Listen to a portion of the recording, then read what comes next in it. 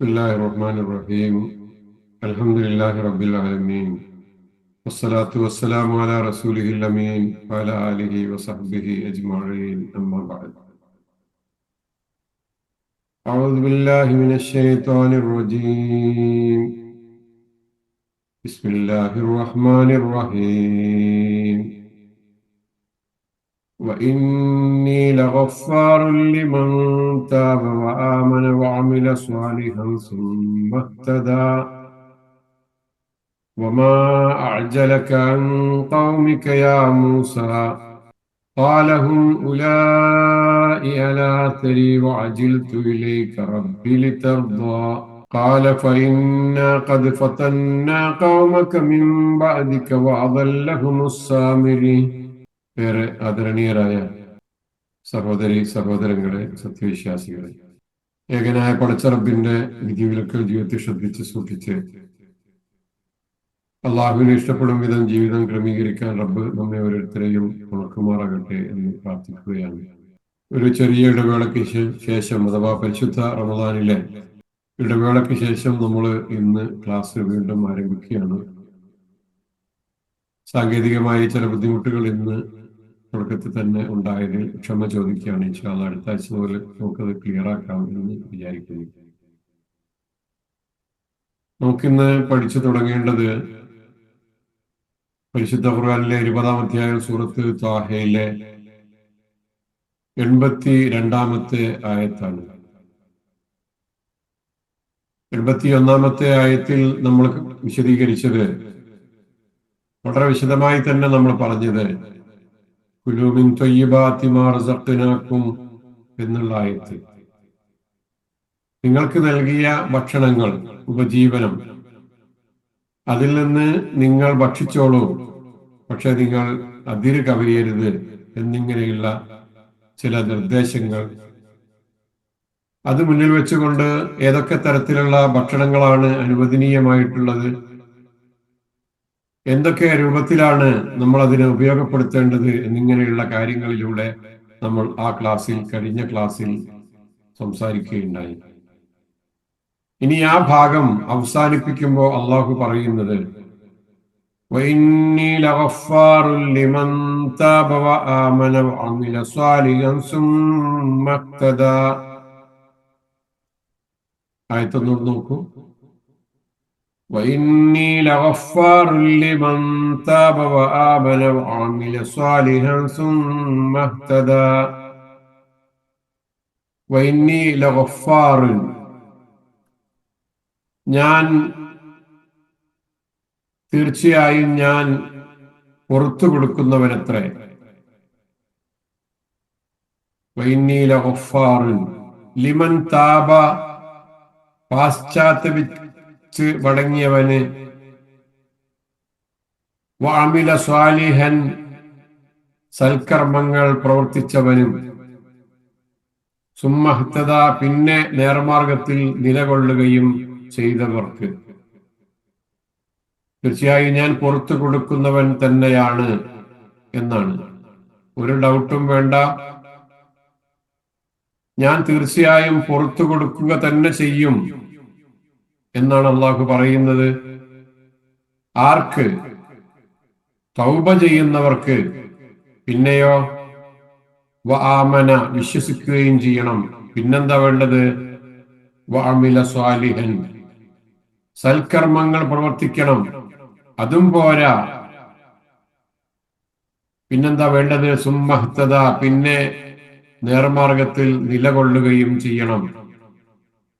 ഇതിലുള്ള വാക്കുകൾ ഒന്നും കൂടെ പരിശോധിച്ച് നോക്കൂ. ഏതൊക്കെയാണ്?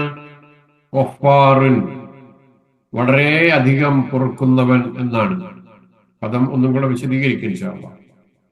താബ, പാശ്ചാത്തപിച്ചു മടങ്ങി, തൗബ ചെയ്തു. ഇഹ്തദാ, നേർവഴിയിലായി, അല്ലെങ്കിൽ സന്മാർഗത്തിൽ നിലകൊണ്ടു. അപ്പോ പാശ്ചാത്താപവും പാപമോചനവുമായി ബന്ധപ്പെട്ട കാര്യങ്ങളാണ് ഈ ആയത്തിൽ പറയുന്നത് എന്ന് മനസ്സിലായിട്ടുണ്ടാവുമല്ലോ. അള്ളാഹു കേവലം പാപങ്ങൾ പൊറുക്കുന്നവൻ, അഥവാ ഗാഫിർ മാത്രമല്ല. ഗാഫിർ എന്ന് പറഞ്ഞാൽ പാപങ്ങൾ പൊറുക്കുന്നവൻ എന്നാണ്. മറിച്ച് അള്ളാഹുവിനെ അള്ളാഹു എങ്ങനെ പരിചയപ്പെടുത്തിയത്? ഗഫാർ എന്നാണ് പറഞ്ഞത്. ഗഫാർ എന്ന് പറഞ്ഞാൽ ആവർത്തിച്ച് ആവർത്തിച്ച് പാപങ്ങൾ പൊറുക്കുന്നവൻ, എമ്പാടും പൊറുക്കുന്നവൻ. ഒരു വ്യക്തി എത്രത്തോളം പാപങ്ങൾ ചെയ്താലും അള്ളാഹുവിലേക്ക് മടങ്ങുമ്പോൾ അവൻ അത് പുറത്തു നൽകുന്നു. എത്ര പാപം ചെയ്തവനാണെങ്കിലും അതെല്ലാം പുറത്തു കൊടുത്തുകൊണ്ട് അള്ളാഹുവിലേക്ക് മടങ്ങുകയാണെങ്കിൽ അത് അവൻ പുറത്തു കൊടുക്കുന്നു. അള്ളാഹുവിനോട് പാശ്ചാത്താപം ചെയ്തുകൊണ്ട് അള്ളാഹുവിലേക്ക് മടങ്ങുമ്പോ പുറത്തു കൊടുക്കുന്നു എന്ന് ആണ് സൂചിപ്പിച്ചത്. പാപമോചനത്തിനുള്ള വഴി അള്ളാഹു തുറന്നിട്ടിരിക്കുന്നത് ഒരു വ്യക്തിയുടെ സംസ്കരണത്തിന്, അവൻ നന്നാകുന്നതിന് വേണ്ടി മാത്രമല്ല. പിന്നെന്തിനാ? സമൂഹത്തെ, കുറ്റവാളികളായ സമൂഹത്തെ ഇല്ലാതാക്കാനാണ്. കുറ്റങ്ങളിൽ നിന്ന്, പാപങ്ങളിൽ നിന്ന് സംരക്ഷിക്കാൻ കൂടി വേണ്ടിയാണ്. തൗബ അഥവാ പാപമോചനം, ഈമാൻ അഥവാ വിശ്വാസം, പിന്നെ അമലുസാലിഹാത്ത് സൽക്കർമ്മങ്ങൾ, നാലാമത്തെ ഒരു കാര്യം നേർവഴിയിലുള്ള സ്ഥിരത, ഹിദായത്ത്. ഈ 4 കാര്യങ്ങൾ ഒരാളുടെ ജീവിതത്തിൽ ഉണ്ടാവുക എന്നുള്ളതാണ് അള്ളാഹുവിന്റെ പാപമോചനം ലഭിക്കാനുള്ള, അതിനുള്ള പടവുകൾ, അതിനുള്ള മാർഗങ്ങൾ. ഈ 4 കാര്യങ്ങൾ ഒരാളുടെ ജീവിതത്തിൽ ഉണ്ടാവുക എന്നും കൂടെ ഈ ആയത്ത് നമുക്ക് മനസ്സിലാക്കാൻ സാധിച്ചു.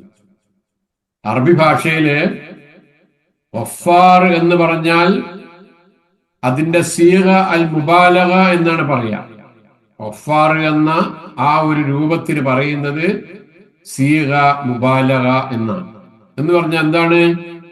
ഒരു കാര്യം അങ്ങേയറ്റം വർദ്ധിച്ച തോതിൽ ചെയ്യുന്നു എന്ന് സൂചിപ്പിക്കാനാണ് ഗഫാറുൻ, ഗാഫിറുൻ എന്നുള്ള വാക്കിൽ നിന്ന് ഗഫാറുൻ എന്ന രൂപത്തിൽ പറയുമ്പോ സൂചിപ്പിക്കുന്നത്. അതിൽ വേറെയും ഉദാഹരണങ്ങൾ പറയാം. അപ്പൊ സീഗത്തുൽ മുബാലഗ എന്ന് പറഞ്ഞാൽ എന്താണ്? ഒരു കാര്യത്തെ അങ്ങേയറ്റം വർദ്ധിച്ച തോതിൽ ചെയ്യുന്നു എന്ന് സൂചിപ്പിക്കാൻ ഉപയോഗിക്കുന്ന വാക്കിനാണ് സീഗ മുബാലഗ എന്ന് പറയുന്നത്. അങ്ങനെയുള്ള ഒരു വചനം വാക്കുപയോഗിച്ചുകൊണ്ടാണ് അള്ളാഹു പൊറുക്കുന്നവനാണ് എന്ന് പറഞ്ഞത്. സാധാരണ പൊറുക്കുക മാത്രമല്ല, ഒരു കേവലമുള്ള പൊറുക്കൽ മാത്രമല്ല, പിന്നെന്താ ഉള്ളത്? എമ്പാടും പൊറുക്കുന്നവനാണ്, ധാരാളമായി പൊറുക്കുന്നവനാണ്. 2 തരത്തിലാണ് ഇതിനെ നമ്മൾ വ്യാഖ്യാനിക്കേണ്ടത്. എങ്ങനെ? ഈ പ്രവൃത്തി ചെയ്ത, ഒരു കുറ്റം ചെയ്ത അതിന്റെ ഗൗരവം ആലോചിക്കുക. ഒരാൾ വലിയ പാപങ്ങൾ ചെയ്താൽ, വളരെ ഗൗരവമുള്ള പാപങ്ങൾ ചെയ്താലും അള്ളാഹു അത് പുറത്തു കൊടുക്കുന്നു. അപ്പൊ വലിയ രൂപത്തിലുള്ള പാപങ്ങൾ ചെയ്താൽ, വർദ്ധിച്ച തോതിലുള്ള പാപങ്ങൾ ചെയ്താലും അള്ളാഹു അത് പുറത്തു കൊടുക്കുന്നു എന്ന് നമുക്ക് കാണാം. രണ്ടാമതായി, ഒരു പ്രവൃത്തിയുടെ ആവർത്തനം, എത്ര തവണ തന്നെ പാപങ്ങൾ ചെയ്തവരാണെങ്കിലും അത്ര തവണ ആവർത്തിച്ചാലും അള്ളാഹു അത് പുറത്തു കൊടുക്കുന്നു. അല്ലെങ്കിൽ എത്ര കോടിക്കണക്കിന് ആളുകൾ അള്ളാഹുവിനോട് പാപമോചനം ചെയ്താലും അള്ളാഹു അത് പുറത്തു കൊടുക്കുന്നു. എങ്ങനെയൊക്കെ നമ്മൾ മനസ്സിലാക്കുന്നത്? ഒരാൾ വളരെ വലിയ ഗൗരവപ്പെട്ട വർദ്ധിച്ച തോതിലുള്ള പാപം ചെയ്തതാണെങ്കിലും അള്ളാഹു പുറത്തു കൊടുക്കുന്നു. അല്ലെങ്കിൽ ഒരാൾ ഒരുപാട് തവണ പാപങ്ങൾ ആവർത്തിച്ചു എങ്കിലും അള്ളാഹു പുറത്തു കൊടുക്കുന്നവനാണ്. അതല്ലെങ്കിൽ കോടിക്കണക്കിന് മനുഷ്യർ, വർദ്ധിച്ച മനുഷ്യർ, കോടിക്കണക്കിന് ആളുകൾ പാപമോചനം തേടിയാലും അള്ളാഹു പുറത്തു കൊടുക്കുന്നവനാണ്. അപ്പോ നമുക്ക് ഗഫാർ എന്നുള്ള പദം പരിചയപ്പെട്ടല്ലോ. അത്ഭുതകരമാണ് ആ പ്രയോഗം, വളരെ അത്ഭുതകരമാണ്. ഗാഫിർ എന്ന് പറയാതെ അള്ളാഹു ഇങ്ങനെ പറഞ്ഞത് കൊണ്ട് അള്ളാഹു അവിടെ ഉദ്ദേശിച്ചത് ഈ രൂപത്തിലുള്ള വിഷയങ്ങളൊക്കെയാണ് എന്ന് നമ്മൾ മനസ്സിലാക്കുക. ഖുർആനിൽ ഇതേപോലെയുള്ള വേറെ പദങ്ങൾ, വമാ റബ്ബുക ബിദല്ലാമിൽ ലിൽ അബീദ്, ലാലിമുൻ എന്നുള്ളതിന്റെ സീഗ മുബാലഗയാണ് ദല്ലാമുൻ എന്നുള്ളത്. എന്താ അതിന്റെ അർത്ഥം? നിന്റെ രക്ഷിതാവ് ദാസന്മാരോട് ഒട്ടും അനീതി കാണിക്കുന്നവരല്ല എന്നാണ്.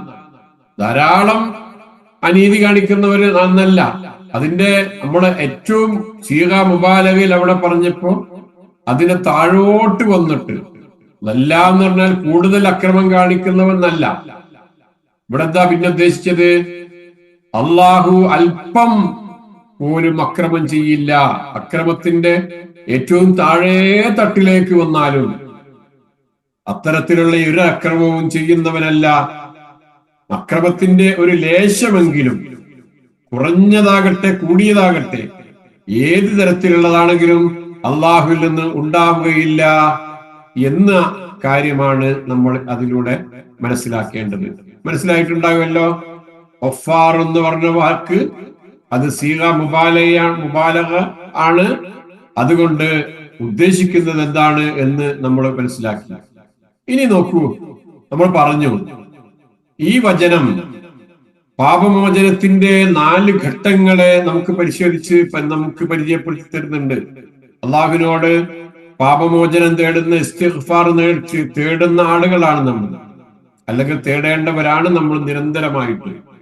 റസൂൽ സല്ലല്ലാഹു അലൈഹി വസല്ലം പോലും ഓരോ ദിവസത്തിലും 100 തവണ ഇസ്തിഗ്ഫാർ ചെയ്യാറുണ്ടായിരുന്നു എന്ന് നമുക്കറിയാം. നമ്മുടെ പ്രധാനപ്പെട്ട ആരാധനകൾ കഴിഞ്ഞ്, നമ്മൾ നമസ്കാരം പോലെയുള്ള ആരാധനകളൊക്കെ കഴിഞ്ഞാൽ അവിടെയും നമ്മൾ പറയുന്നത് അസ്തഗ്ഫിറുല്ലാഹൽ അലീം എന്നാണ്. അസ്തഗ്ഫിറുല്ലാഹ് എന്നാണ് നമ്മൾ പറയുക. അള്ളാഹുവിനോട് പാപമോചനത്തിന് വേണ്ടി തേടുകയാണ് നമ്മൾ ചെയ്യാറുള്ളത്. അപ്പൊ ഇവിടെ ഈ പറഞ്ഞതുപോലെ അള്ളാഹുവിനോട് നിരന്തരമായി പാപമോചനം തേടുന്ന ആളുകളിൽ ഉണ്ടാകേണ്ട 4 സ്വഭാവങ്ങളെ അല്ലെങ്കിൽ 4 കാര്യങ്ങളെ അള്ളാഹു ഈ ആയത്തിലൂടെ നമ്മുടെ മുമ്പിൽ വിശദീകരിച്ചിരുന്നു. അത് മാത്രം മതി ഇന്ന് നമുക്ക്. എന്താണത്? 1, ലിമൻ താബ. ആർക്കാണ് അള്ളാഹു പുറത്തു കൊടുക്കുന്നത്? അള്ളാഹുവിനോട് പാപമോചനത്തിന് വേണ്ടി തേടുന്നവർക്കാണ്. തൗബ ചെയ്യുക എന്ന് പറഞ്ഞാൽ അള്ളാഹുവിലേക്ക് മടങ്ങി ചെല്ലുക എന്ന്, കുറ്റങ്ങളിൽ നിന്ന് മാറി നിന്ന് അള്ളാഹുവിലേക്ക് മടങ്ങുന്നതിനെയാണ് തൗബ എന്ന് പറയുന്നത്. കുഫറിൽ നിന്ന്, അല്ലെങ്കിൽ ശിർക്കിൽ നിന്ന്, അല്ലെങ്കിൽ മറ്റേതെങ്കിലും തരത്തിലുള്ള അപകടങ്ങളിൽ നിന്ന്, അല്ലെങ്കിൽ വേണ്ടാത്ത പ്രവൃത്തികളിൽ നിന്നൊക്കെ അള്ളാഹുവിലേക്ക് മടങ്ങുന്നു. അങ്ങനെയുള്ള ഒരു സ്വഭാവം ഉള്ളവർക്ക് അള്ളാഹു പുറത്തു കൊടുക്കുന്നു. പിന്നെന്താ വേണ്ടത്? അവരിൽ ഉണ്ടാകേണ്ട ഏറ്റവും പ്രധാനപ്പെട്ടത്, പാപങ്ങളിൽ നിന്ന് മടങ്ങിയാൽ മാത്രം മതിയോ? പോരാ. പിന്നെന്താ വേണ്ടത്? ശരിയായ വിശ്വാസം ഉൾക്കൊള്ളുകയും വേണം. ആമന, വിശ്വാസം വേണം. മനുഷ്യന്റെ പെരുമാറ്റങ്ങളുടെ സ്രോതസ് എന്ന് പറയുന്നത് ഈമാനാണ്. അവനിൽ ഈമാൻ ഉണ്ടെങ്കിൽ മാത്രമാണ് അവന്റെ തൗബ സ്വീകരിക്കപ്പെടുക. ഈമാൻ ഇല്ലാത്ത ഒരാള് സ്വീകരിക്കപ്പെടൂല. പിന്നെന്ത് വേണം? വഅമില സ്വാലിഹൻ. വിശ്വാസത്തിന്റെ പ്രായോഗികമായ രൂപം എന്താ? ഒരാളിന് വിശ്വാസമുണ്ട് എന്ന് പറഞ്ഞാൽ എന്താ? അയാളുടെ ജീവിതത്തിൽ സൽക്കർമ്മങ്ങൾ കാണാൻ സാധിക്കുന്നു. അള്ളാഹുവിന്റെ കൽപ്പനകൾ അനുസരിക്കുകയും വിലക്കുകൾ ഒഴിവാക്കുകയും ചെയ്യുന്നു. അതും കൂടെ ഉണ്ടെങ്കിൽ മാത്രമാണ് ഇസ്തിഗ്ഫാർ അള്ളാഹു സ്വീകരിക്കുക. 4ാമത്തെ മറ്റൊരു പ്രധാനപ്പെട്ട വിഷയം കൂടെ, സുമ്മഹ്തദാ. സൽക്കർമ്മം ചെയ്ത ആളുകൾ പിന്നെ വീണ്ടും അവരുടെ ഹിദായത്ത്, അവരുടെ സന്മാർഗത്തിൽ അവർ ഉറച്ചു നിൽക്കണം. ഇവിടെ ഹിദായത്ത് കൊണ്ട് ഉദ്ദേശിക്കുന്നത് സ്ഥിരത അല്ലെങ്കിൽ ഇസ്തിഖാമത്ത് എന്നാണ്. സ്ഥിരത ഉണ്ടാവുക, മരണം വരെ ആ നന്മയിൽ തുടരുക എന്നാണ്. വിശ്വാസം വേണം, സൽക്കർമ്മങ്ങൾ വേണം എന്ന് പറഞ്ഞു. ആ വിശ്വാസവും സൽക്കർമ്മങ്ങളും സുമ്മഹ്തദ, ജീവിതം മുഴുവനും തുടർന്നു പോകണം. അതിൽ സ്ഥിരതയുണ്ടാവുകയും നിരന്തരമായി ആ നന്മകൾ ചെയ്തുകൊണ്ടിരിക്കുകയും ചെയ്യണമെന്നാണ് ഇവിടെ സൂചിപ്പിക്കുന്നത്. അപ്പൊ ഇങ്ങനെ 4 തരത്തിലുള്ള സ്വഭാവങ്ങൾ, 4 തരത്തിലുള്ള ജീവിത രീതികൾ ഉള്ളവർക്കാണ് യഥാർത്ഥത്തിൽ അള്ളാഹു ഏറെ പുറത്തു കൊടുക്കുന്നവനാണ് എന്ന് അള്ളാഹു ഇവിടെ സൂചിപ്പിക്കുന്നത്. ഇപ്പൊ പാപമോചനം എന്നത് ഒരു സുരക്ഷയാണ്. കുറ്റവാളിക്ക് മടങ്ങാൻ ഒരു ഇടല്ല എന്ന് വിചാരിക്കുക. അങ്ങനെ ആവുമ്പോ എന്താ സംഭവിക്കുക? കുറ്റം ചെയ്യുന്ന ആളുകൾക്ക് തിരിച്ചു പോകാൻ, മടങ്ങാൻ ഒരു ഇടമില്ലെങ്കിൽ അയാൾ വീണ്ടും വീണ്ടും കുറ്റത്തിലേക്കല്ല പോവുക, അങ്ങനെ വലിയ കുറ്റക്കാരനായി മാറുകയല്ല ചെയ്യുക. അതിനാൽ അള്ളാഹു മനുഷ്യർക്ക് വേണ്ടി കുറ്റം ചെയ്യുന്ന ആളുകളുടെ മുമ്പിൽ വെച്ചിരിക്കുന്ന ഒരു സുരക്ഷാ കവചമാണ് ഇസ്തിഗ്ഫാർ എന്ന് പറയുന്നത്. അള്ളാഹു പാശ്ചാത്താപത്തിന്റെ വാതിൽ തുറന്നിട്ടത് വഴി കുറ്റവാളിക്ക് നല്ല മനുഷ്യനായി മാറാൻ അവസരം ലഭിക്കുന്നു. ഇത് സമൂഹത്തിലെ പാപങ്ങളുടെ തോത് കുറച്ചു കൊണ്ടുവരികയും സമൂഹത്തിന്റെ സുരക്ഷിതത്വം, എല്ലാവരുടെയും സുരക്ഷിതത്വം സമൂഹത്തിൽ ഉറപ്പിക്കുകയും ചെയ്യുന്നുവെന്ന് നമ്മൾ കാണുന്നു. ഇതിലൂടെ സാധാരണ കണ്ടുവരുന്ന വളരെ അപകടകരമായ ചില പ്ലാനിങ്ങുകളുണ്ട് മനുഷ്യരുടെ ജീവിതത്തിൽ. അതെന്താണെന്നറിയോ? പലരും വിചാരിക്കുന്നത് ഇപ്പോൾ ഞാൻ ഈ തെറ്റ് ചെയ്യട്ടെ, പിന്നീട് തൗബ ചെയ്ത് മടങ്ങാമല്ലോ എന്ന് അള്ളാഹുവിനെ കബളിപ്പിക്കുന്ന തരത്തിലുള്ള ചില ശ്രമങ്ങൾ ചില ആളുകളുടെ ഭാഗങ്ങളിൽ നിന്നൊക്കെ ഉണ്ടാകാറുണ്ട്. പാപം ചെയ്യാൻ പ്ലാൻ ചെയ്യുന്ന ഒരാൾക്ക് തൗബ ചെയ്യാൻ ആയുസ് ലഭിക്കുമെന്ന് എന്ത് ഉറപ്പാണ് അത്തരത്തിലുള്ള ആളുകളുടെ ജീവിതത്തിലുള്ളത്? ഇപ്പൊ ഞാൻ തെറ്റ് ചെയ്യുന്നു, പിന്നീട് ഞാൻ പാശ്ചാത്തപിച്ച് മടങ്ങിക്കോളാം എന്ന് പറയുന്ന മനുഷ്യനോട് ചോദിക്കാനുള്ളത്, മനുഷ്യ, നിനക്ക് നിന്റെ ജീവിതത്തിൽ നിനക്ക് തെറ്റുകൾ തിരുത്താനുള്ള അവസരങ്ങൾ ഉണ്ടാകുമെന്ന്, നിനക്ക് ആയുസ് ലഭിക്കുമെന്ന് നിനക്ക് എന്തുറപ്പാണുള്ളത് എന്നാണ് നമുക്ക് അവരോട് ചോദിക്കാനുള്ളത്. തൗബ എന്നത് പെട്ടെന്നുണ്ടാകേണ്ട ഒരു സംഗതിയാണ്. കുറ്റം ചെയ്തു പോയ ഉടനെ അള്ളാഹുവിനോട് പശ്ചാത്തപിച്ച് മടങ്ങുന്നു എന്ന് പറയുന്ന ആയത്തുകൾ നമുക്ക് കാണാമല്ലോ. കുറ്റം ചെയ്ത ഉടനെ ബോധ്യം വന്നാൽ അള്ളാഹുവിലേക്ക് മടങ്ങുന്ന ആളുകൾക്ക് അള്ളാഹു പുറത്തു കൊടുക്കുമെന്നാണല്ലോ സൂചിപ്പിച്ചിട്ടുള്ളത്. ഒരു കുറ്റവാളി ജയിലിൽ നിന്ന് ഇറങ്ങിയ ശേഷം സമൂഹം അവൻ അംഗീകരിക്കുന്നില്ലെങ്കിൽ അവൻ വീണ്ടും കുറ്റകൃത്യങ്ങളിലേക്ക് പോകാൻ സാധ്യത ഉണ്ടല്ലോ. അതേപോലെ ഇവിടെ ഇസ്ലാം മനുഷ്യന്റെ മുമ്പിൽ, കുറ്റം ചെയ്യുന്നവന്റെ മുമ്പിൽ പെട്ടെന്ന് തന്നെ തൗബയിലൂടെ അവൻ അള്ളാഹുവിലേക്ക് മടങ്ങുമ്പോ അവനൊരു ക്ലീൻ ചീറ്റ് നൽകുകയും പുതിയൊരു ജീവിതം തുടങ്ങാൻ വേണ്ടി അവനെ പ്രേരിപ്പിക്കുകയും ചെയ്യുന്ന വളരെ സുന്ദരമായ ഒരു സംവിധാനമാണ് ഇസ്ലാം ഇവിടെ ചെയ്തിട്ടുള്ളത് എന്ന് നമ്മൾ കാണുന്നു. ആ ഭാഗം അവിടെ അവസാനിക്കുകയാണ്. ഇനി മൂസാ നബി അലൈഹി സ്വലാമയുടെ ജീവിതത്തിലെ മറ്റൊരു ചിത്രത്തിലേക്ക് പോവുകയാണ്. അദ്ദേഹത്തിന്റെ ചരിത്രം പറയുമ്പോൾ അദ്ദേഹത്തിന്റെ ചരിത്രത്തിലെ വേറൊരു ഭാഗത്തേക്ക് കടക്കുകയാണ് 83-ാമത്തെ ആയത്തിലൂടെ സംഭവിക്കുന്നത്. നമുക്ക് പെട്ടെന്ന് ഓടിച്ചു പോകാം. പിന്നെ നമുക്ക് കുറഞ്ഞ സമയം കൂടെ നമ്മുടെ മുമ്പിലുള്ളൂ. ഇൻഷാ അല്ലാഹ് ശ്രദ്ധിക്കാം. വമാ അഅ്ജലക അൻ ഖൗമിക യാ മൂസ. അല്ലാഹു ചോദിച്ചു, ഹേ മൂസ, നിന്റെ ജനങ്ങളെ വിട്ടേച്ച് നീ ധൃതിപ്പെട്ടു വരാൻ കാരണം എന്താണ്? മൂസാ നബി അലൈഹി സ്വലാം അള്ളാഹുവിന്റെ അടുക്കലേക്ക് അള്ളാഹു പറഞ്ഞ ഏതോ ഭാഗത്തേക്ക് വേഗത്തിൽ പോകുന്നുണ്ട്. ആളുകളൊക്കെ ബാക്കിലാണ്. അതിന്റെ മുമ്പ് തന്നെ മൂസാ നബി അലൈഹിസ്സലാം ധൃതിപ്പെട്ടു പോകുന്നുണ്ട്, മുന്നിൽ വേഗം ചെല്ലുന്നുണ്ട്. എന്തിനാണ് നിങ്ങൾ ഇങ്ങനെ വേഗത്തിൽ ഇങ്ങോട്ട് വന്നിരിക്കുന്നത് എന്നാണ് അള്ളാഹു ചോദിക്കുന്നത്. അപ്പൊ അത് ഒന്നുമല്ല, നമുക്കറിയാം ആ സംഭവം. അതിലേക്ക് വരാം.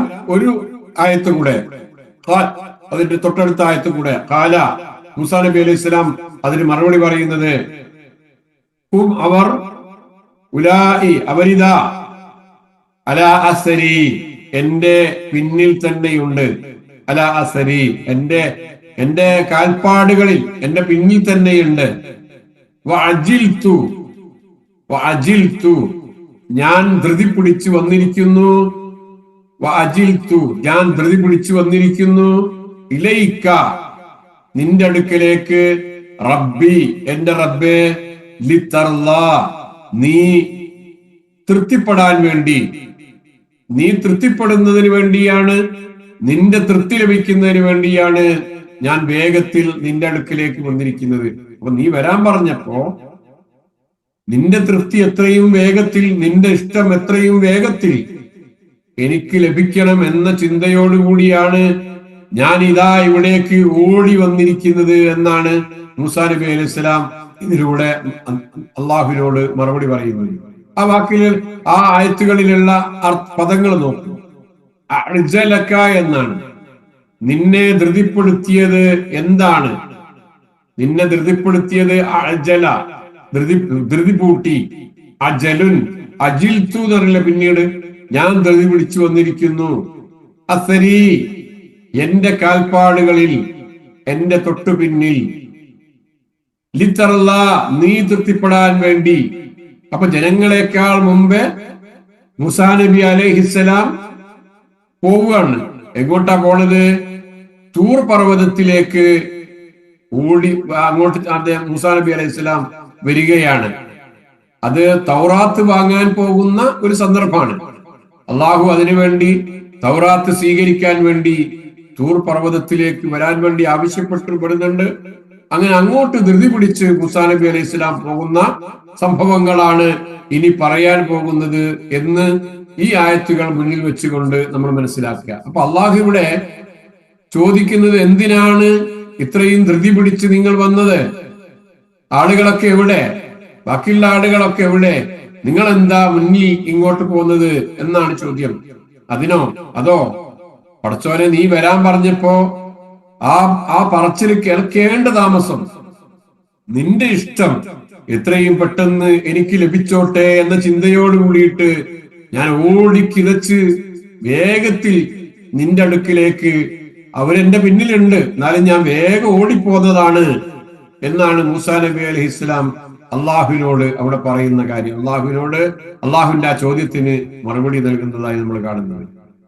മൂസാ നബി അലൈഹിസ്സലാം സീനാ പർവ്വതത്തിലേക്ക് പോയിരുന്ന അവസരത്തിൽ അവിടെ പിന്നീട് സംഭവിക്കുന്ന കാര്യങ്ങൾ, സാമിരി എന്ന് പറയപ്പെടുന്ന ഒരുവൻ ഇസ്രായേലിയരെ വഴിവെപ്പിക്കുന്നുണ്ട്. അതുമായിട്ട് ബന്ധപ്പെട്ട ആയത്തുകളാണ് അടുത്തത് വരുന്നത്. അടുത്ത ആയത്തിൽ പറയുന്നത് പ്രകാരം ഒരു പശുക്കുട്ടി ഉണ്ടാക്കി അതിനെ ആരാധിക്കാൻ വേണ്ടി അവനെ ജനങ്ങളെ പ്രേരിപ്പിക്കുന്നുണ്ട്. അതൊന്നും മൂസാ നബി അലൈഹി സ്വലാം അറിയുന്നില്ല. പിന്നീട് മൂസാ നബി അലൈഹി സ്വലാം ഈ തൂർ പർവ്വതത്തിലേക്ക് വരുന്ന സമയത്ത് അദ്ദേഹത്തിന്റെ സഹോദരനെ ഹാറൂൻ അവിടെ ഏൽപ്പിച്ചിട്ടാണ് വന്നിരിക്കുന്നത്. അദ്ദേഹത്തിന്റെ നേതൃത്വത്തിൽ ജനങ്ങളെ പിന്നിൽ വിട്ടേച്ച് അദ്ദേഹം മനസ്സമാധാനത്തോടുകൂടി ധൃതി പിടിച്ച് അങ്ങോട്ട് വന്നിരിക്കുകയാണ്. അപ്പൊ ആ ഒരു സമയത്ത് അവിടെ നടക്കുന്ന ഒരുപാട് സംഭവങ്ങളുണ്ട്. ആ സംഭവങ്ങളിലേക്ക് വിരൽ ചൂണ്ടുന്ന ആയത്തുകളിലൂടെയാണ് ഇൻഷാ അല്ലാഹ് ഇനി കടന്നു പോകുന്നത്. ശ്രദ്ധിക്കാം. അവിടെ മൂസാ നബി അലൈഹി സ്വലാം തൗറാത്ത് വാങ്ങാൻ പോകുന്ന ആ സന്ദർഭത്തിൽ ഉണ്ടായ വളരെ പ്രധാനപ്പെട്ട ചില സംഭവങ്ങളിലേക്ക് വിരൽ ചൂണ്ടുന്നതിന് വേണ്ടിയാണ് അള്ളാഹു ഇങ്ങനെ ഒരു ചോദ്യം ആദ്യമായി ചോദിച്ചത്. മൂസാ നബി അലൈഹി സ്വലാം തന്റെ ജനതയെ വിട്ടുപോന്നിട്ട് കുറച്ചു ദിവസമായിട്ടുള്ളൂ. സഹോദരനെ പ്രതിനിധിയായി അവിടെ ഏൽപ്പിച്ചിട്ടുണ്ട്. താൻ പോന്നിട്ടുള്ളത് തന്നെ തന്റെ ജനതയ്ക്ക് വേദഗ്രന്ഥം ലഭിക്കാനും അള്ളാഹുവിന്റെ സന്ദേശം കേൾക്കുവാനും വേണ്ടിയാണ്. അതും അള്ളാഹുവിന്റെ കൽപ്പന പ്രകാരമാണ് അങ്ങോട്ട് വന്നത്. ഈ സംഗതികളെല്ലാം ഉണ്ടായിരിക്കെ പിന്നീട് അവിടെ നടക്കുന്നത് നിങ്ങൾക്ക് മനസ്സിലാക്കിയതുപോലെ ആ ആളുകൾക്ക് എല്ലാവർക്കും ഇത്തരത്തിലുള്ള ഒരു വിഷയത്തെ സംബന്ധിച്ച് അവർക്ക് ബോധ്യമുണ്ട്. അങ്ങനെ അവരെ ഇട്ടേച്ചു പോന്ന ഒരു സന്ദർഭത്തിലാണ് സാമിരി എന്നൊരു വ്യക്തി അള്ളാഹുവിനെ ധിക്കരിക്കാൻ, അള്ളാഹുവിൽ പങ്കു ചേർക്കാൻ, ശിർക്ക് ചെയ്യാൻ ആവശ്യമായ കാര്യങ്ങളുമായി മുന്നോട്ട് വരുന്നത്. ഇനി നമ്മള് ഒന്നും കൂടെ ശ്രദ്ധിക്കുക. ഈജിപ്തിൽ നിന്ന് രക്ഷപ്പെട്ട് സിനാ മലനിരകൾക്ക് താഴേക്ക് എത്തുന്നുണ്ട് അവർ എല്ലാവരും കൂടെ. അള്ളാഹു നിശ്ചയിച്ച സമയത്ത് പിന്നീട് തൗറാത്ത് സ്വീകരിക്കാൻ വേണ്ടി മൂസാ നബി അലൈഹി സ്വലാം അവിടെയുള്ള സീനാ മരുഭൂമിയിലുള്ള തൂർ പർവ്വതത്തിലേക്ക് പുറപ്പെടുകയാണ്.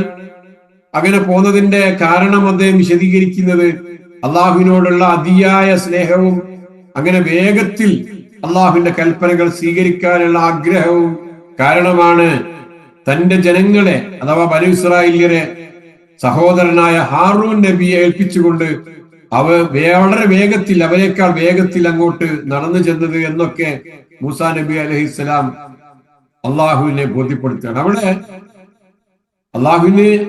അള്ളാഹുവിനറിയാം എന്താണ് മൂസാ നബി അലൈഹി സ്വലാം വേഗത്തിൽ വന്നത് എന്നത്. പക്ഷെ ആ ഒരു കാര്യം വളരെ ക്ലിയർ ആക്കുക. പടച്ചോൻ വിളിച്ചു, പടച്ചോന്റെ അടുക്കലേക്ക് ചെല്ലാൻ വേണ്ടി ആവശ്യപ്പെട്ടു. വേദഗ്രന്ഥം നൽകാനാണ്, തൗറാത്ത് വാങ്ങാനാണ് അങ്ങോട്ട് ചെല്ലാൻ ആവശ്യപ്പെട്ടത്. പക്ഷെ അത് കേൾക്കേണ്ട പാതി കേൾക്കാത്ത പാതി മൂസാ നബി അലൈഹി സ്വലാം വളരെ വേഗതയിൽ അങ്ങോട്ട് ഓടിച്ചില്ല. പടച്ചോന്റെ വിളിക്ക് ഉത്തരം ചെയ്യാൻ ആ ഒരു പടച്ചോന്റെ വിളിക്ക് ഉത്തരം ചെയ്യാൻ വേണ്ടി വേഗതയിൽ ഓടിച്ചെല്ലുന്ന മൂസാ നബി അലൈഹി സ്വലാം ആ ഒരു സന്തോഷമോടെ അള്ളാഹുവിന്റെ മുമ്പിൽ പങ്കിടുകയാണ് ചെയ്യുന്നത്. എന്റെ ജനത പിന്നാലെ വരുന്നുണ്ട് എന്ന്, അവർ എന്നെ പിന്തുടർന്നിങ്ങോട്ട് പോന്നോളും. ജനങ്ങൾ അദ്ദേഹത്തെ പിടികൂടാനോ ഉപദ്രവിക്കാനോ അല്ല വരുന്നത്. അദ്ദേഹം കാണിച്ചു കൊടുത്ത വഴിയിലൂടെ അദ്ദേഹത്തിന്റെ നേതൃത്വം അംഗീകരിച്ചുകൊണ്ട് തൂർ പർവ്വതത്തിന്റെ അടിവാരത്തേക്ക് അവരും നടന്നു വരുന്നുണ്ട് എന്നാണ് മൂസാ നബി അലൈഹി സ്വലാം ഉലാഇ അസരി, അവർ എന്റെ പിന്നിൽ തന്നെയുണ്ട് എന്ന് പറഞ്ഞുകൊണ്ട് ഉദ്ദേശിച്ചത്. പിന്നെ ഞാൻ നേരത്തെ പോകുന്നതിന്റെ കാരണം സൂചിപ്പിച്ചു. എന്നാൽ അവിടെ നടക്കുന്ന കാര്യം പിന്നീട് അടുത്ത ആയത്തിൽ നമ്മൾ കാണുന്നത് പോലെ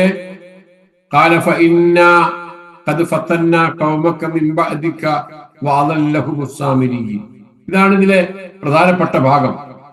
ആയത്ത് പിന്നീട് വിശദീകരിക്കാം. എന്താണത്? അള്ളാഹു മൂസാ നബിയോട് പറയാണ്, എന്നാൽ നിങ്ങൾ പോന്നതിന് ശേഷം പ്രവാചകനായ അള്ളാഹുവിന്റെ ഇഷ്ടം തേടി വേഗത്തിൽ പോന്ന അള്ളാഹുവിന്റെ ഇഷ്ടപ്പെട്ട ഒരു ദാസനായ മൂസാ നബി അലൈഹിസ്സലാം അറിയാതെ പോയൊരു സംഗതി എന്താണെന്നറിയോ? നിങ്ങൾ പോന്ന ശേഷം, നിങ്ങൾ പോന്നതിന് ശേഷം സാമിരി അവരെ വഴിതെറ്റിച്ച് കളഞ്ഞിരിക്കുന്നു. അപ്പൊ സാമിരി എന്ന് പേരുള്ള ഒരാൾ, ആ ബനൂ ഇസ്രായേലിൽ തന്നെയുള്ള ഒരാൾ അവിടെ ആ സമൂഹത്തെ മുഴുവനും വഴിതെറ്റിച്ചിരിക്കുന്നു എന്ന്. അപ്പൊ നമ്മള് സന്ദർഭം ആലോചിച്ച് നോക്കുക. ചെങ്കടൽ പിളർത്തി മൂസാ നബി അലൈഹി ഇസ്ലാമിയെയും അദ്ദേഹത്തിൽ വിശ്വസിച്ച ബനൂ ഇസ്രായേലിനെയും ഒക്കെ ആ മറുകരയിലേക്ക് കൊണ്ടുവന്ന് രക്ഷപ്പെടുത്തുകയാണ്. എന്നിട്ട് അവിടെ ഒരുപാട് അനുഗ്രഹങ്ങൾ നൽകുകയാണ്, മന്നും സൽവയും ഒക്കെ നൽകുകയാണ്.